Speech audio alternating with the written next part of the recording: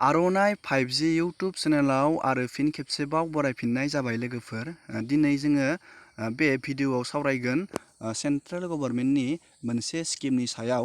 जाय बिथांमोना आबादारि आरो जाय बिथांमोननि श्रम कार्ड दङ, नोंथांमोना बे सेन्ट्रेल गभर्नमेन्टनि स्किमखौ एप्लाइ खालामनानै लानो हागोन। लोगोसे नोंथाङा दान मोनसेयाव 3000 राङै फैसा मोनबाय थागोन लोगोफोर। दानिया जोङो बे स्किमखौ बेनि फुल डिटेल्सआव जोङो नायगोन नैबे भिडिअआव। बिदिनो गोदान गोदान सोरखारि स्किमनि आपडेट आरो गभर्नमेन्ट जबनि आपडेट मोनबाय थागोन नैबे आर'नाइ 5G इउटुब चेनेलाव। नोंथांमोना चेनेलखौ साबस्क्राइब खालामाखैबा चेनेलखौ साबस्क्राइब खालामना लाबानो जाबाय, जाहाथे बेबायदिनो गोदान गोदान इनफरमेसन मिथिबाय थायो। दानिया लोगोफोर, नोंथाङा गुगोलाव थांनांगोन। गुगोलाव थांनानै नोंथाङा बे सार्च ब्राउजाराव थांनानै श्रम नोंथाङा सार्च खालामना होनांगोन। बेयाव जोङो श्रमखौ सार्च खालामबाय। दानिया लोगोफोर, नोंथाङा नैबे श्रम होमाव जोङो थुनांगोन। गिबियावनो बे पेजआ थागोन, जों बेयाव थुबाय लोगोफोर। दानिया नोंथाङा नैबे 3 डटआव थुनांगोन बे स्किमखौ नायनो थाखाय। जोङो 3 डटआव थुबाय। थुनानै लोगोफोर, नोंथाङा नैबेयाव नुदों स्किम, जों बे स्किमाव थुगोन। स्किमाव थुनानै लोगोफोर, नोंथाङा नैबेयाव नुदों ससियेल सिकिउरिटि वेलफेयार स्किम, जों बेयाव थुनांगोन। बेयाव थुनाय लोगो लोगोनो बेयाव गोबां स्किम नुजागोन। जों दा सावरायनो गोनां स्किमखौ नायगोन।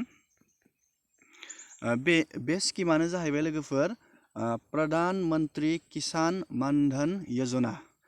बेखौ एप्लाइ खालामनोबा बेनि एलिजिबिलिटिखौ जोङो बेयाव नायनोसै लोगोफोर। नोंथाङा बेयाव लिरनाय दं फार्स्टआवनो, नोंथाङा इन्डियानि सिटिजेन जानांगोन आरो नोंथाङा स्मल फार्मार आरो मार्जिनेल फार्मार, माने नोंथाङा एसे फिसा खेथियकबाबो जागोन आरो एसे मिडियाम गेजेर थाखोनि खेथियकबाबो बे स्किमाव एप्लाइ खालामनो हागोन। लोगोसे नोंथांनि बैसोखौ बेयाव बिदों लोगोफोर। नोंथाङा 18 बोसोरनिफ्राय लानानै नोंथाङा 40 बोसोरालागै बेयाव एप्लाइ खालामनो हागोन।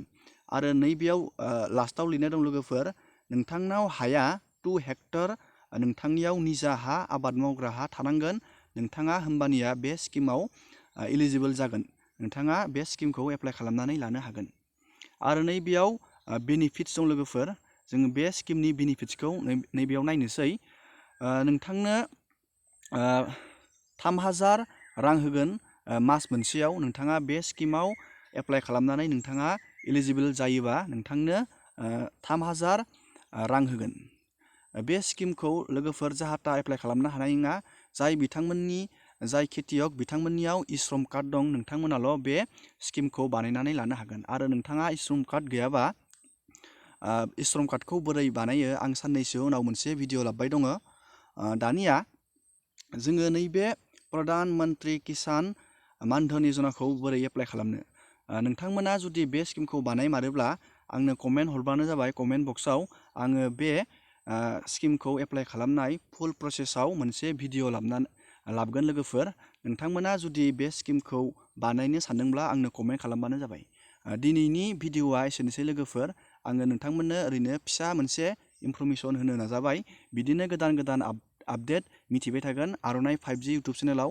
नोंथांमोना चेनेलखौ साबस्क्राइब खालामबानो जाबाय आरो भिडिअखौ मोजां मोनोबा लाइक एन्ड शेयार खालामबानो जाबाय। एसेनोसै दिनैनि भिडिअआ।